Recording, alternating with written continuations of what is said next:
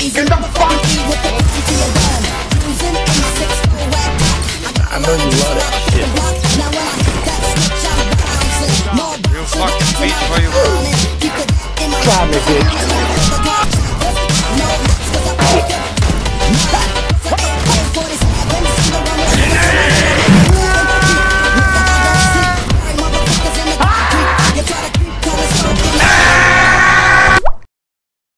It's free real estate.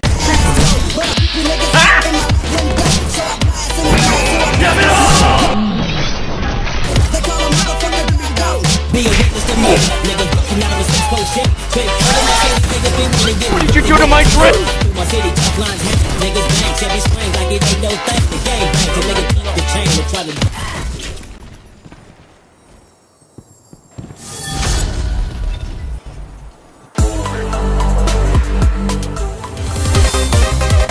Stop!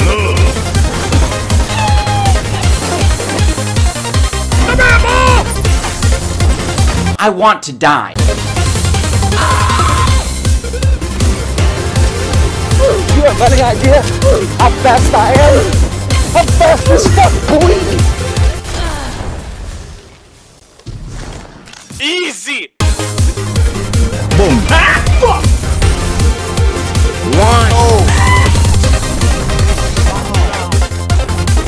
Surprise, motherfucker! Look out! Oh no! Boy!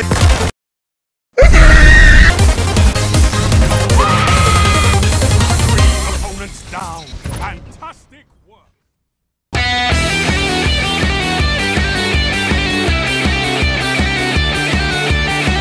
So, starting off with your class ability, you have the option of either a healing rift that can grant constant health regeneration. Why won't you die? Hey, keep it. Oh, they're challenging me. Yeah, dude, I'm about to die. Oh, he didn't kill me. What? Or, you can use an empowering rift to give your weapons a 30% damage increase. Oh, the two-piece, man. Hey, yo, I'm about to make it a 3. Are you sure about that? Which, if you didn't know, is enough damage to one-shot enemies with both the Sturm and the Monarch, assuming you have their perks active.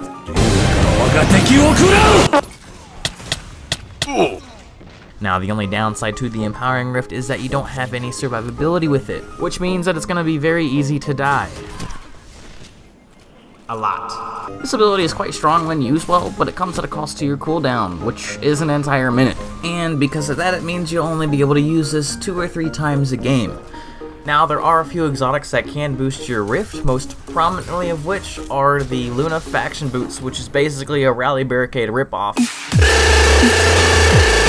Why are we still here?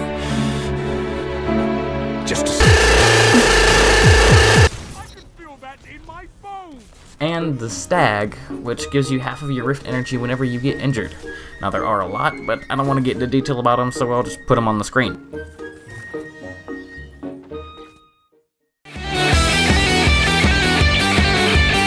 To be honest, the jump abilities were quite hard to cover, and my main reason for that is because of swords.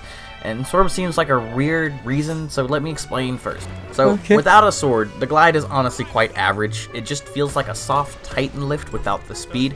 But when you do have a sword, you're able to Warlock Skate, which is basically when you swing your sword in the air and glide right after it to gain speed.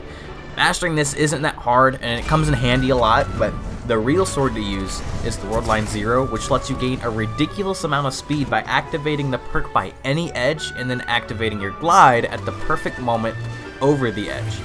Now, this does take a lot of practice, but once you do get it down, it's super fun to use and can be extremely useful.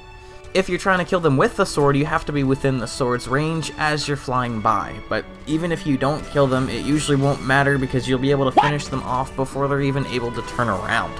This technique can also be activated with supers, all of which will slow you down or completely stop you with the exception of Stormcaller. This technique doesn't come without its downsides. Flying too fast and hitting an object will usually result in your death.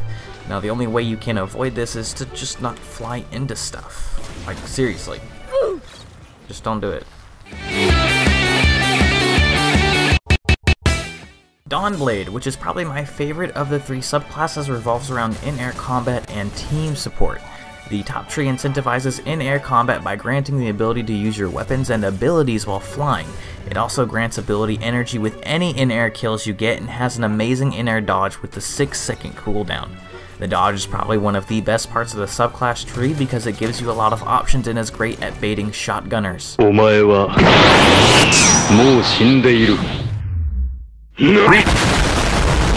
I like the top tree a lot better than the bottom because of its mid-game, something the bottom tree just doesn't have.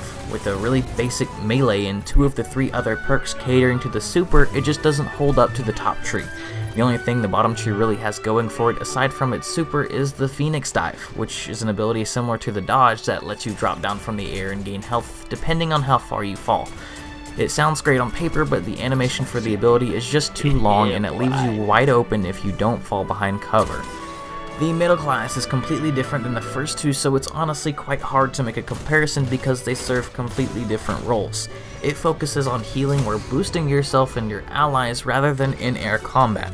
Charging a grenade will completely heal you or any allies that pass through its blast area while also granting an overshield of 30 health. It also lets you float in the air while holding it, which is really only useful for escaping some short-range supers and messing with the radar. Where the fuck I am. The melee also empowers you and your allies for the same amount as an empowering rift would, but the best part about the subclass's mid-game is Benevolent Dawn, which grants half of your ability energy back over 4 seconds whenever you heal or empower an ally.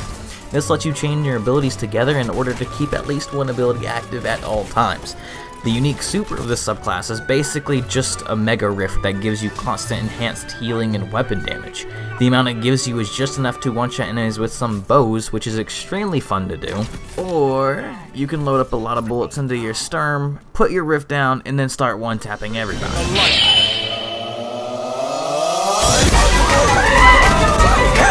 Boom.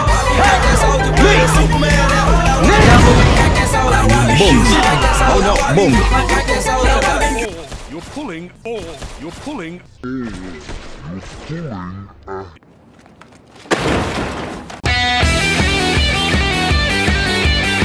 The Voidwalker is a subclass that's built around chaining kills in order to regen health and increase ability energy. It also has a class-specific jump ability called Blink that's basically a short-range teleport.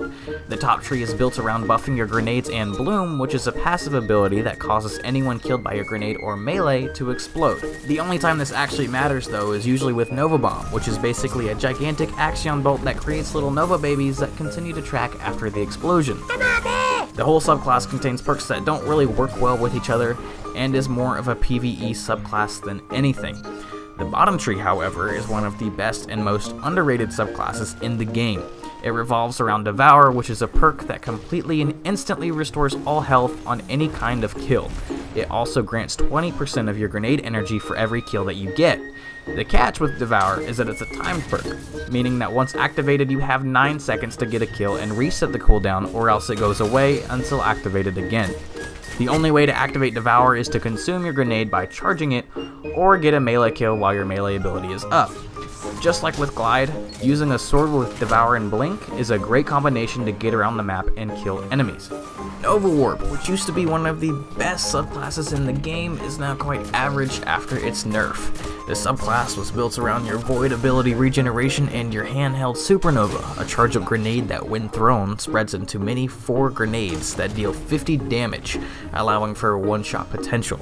The only downside to this is that it's a somewhat close-range attack and it takes a bit of time to charge up your grenade. But my favorite part about this subclass isn't the grenade but the melee, which shoots enemies back and causes a delayed explosion. The knockback is strong enough to send someone into a wall, or really anything, and kill them on impact. For some reason, ever since this melee has been into the game, the knockback mechanic has been transferred to the other subclass trees. Now, as for the super, it's actually quite average. You just roam around the map and do the little mini explosion and can teleport.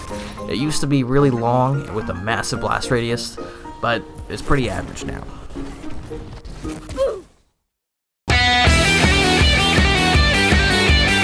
The Stormcaller, a subclass built around chaining arc damage to nearby enemies and regaining ability energy, is one of the more aggressive classes for the Warlock. The top tree focuses on a long-range melee usage and an aggressive super. With both your grenades and melee chaining damage, taking on groups of enemies isn't always a bad idea. The class also strengthens and lengthens your super if you save your abilities, leaving the player to choose between using them or saving them until after the super is used. In contrast, the bottom tree focuses on buffing your ability energy recharge and grants you an Arc Soul for your rifts. If you don't know what an Arc Soul is, it's basically this little ball that shoots 3 projectiles every few moments that do around 10 damage each. The subclass also has a perk called Landfall that basically gives you a mini Fist of Havoc when you cast your super. This is amazing when paired with the World Line 0 because the Stormcaller super doesn't slow you down at all, meaning you can smite your enemies while you're flying across the map. The middle class, which is my favorite of the 3, focuses on self-preservation and getting your abilities or super back extremely quickly. After you get a kill, there is a chance to generate an Ionic Trace with this subclass, which is like a little line that chases you and gives you ability energy for all abilities, including your super. If you put on the Geomags and a pump action helmet, it's possible to get your super in less than a minute.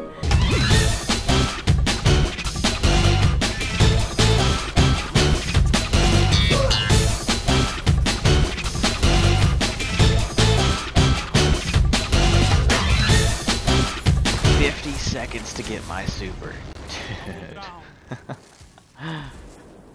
The passive perk Shockwave gives your allies a speed boost whenever you're injured, which sadly doesn't affect sprint speed, but is still very useful for bows and strafing. The melee, which is honestly a projectile, sends a small ball of lightning that deals around 90 damage to anybody nearby when it goes off. Sadly, this class doesn't have the ability to charge a grenade in any of its trees, despite Bungie showing a Warlock charging an arc grenade twice in their trailers. If you're gonna show it, Bungie, please put it in the game.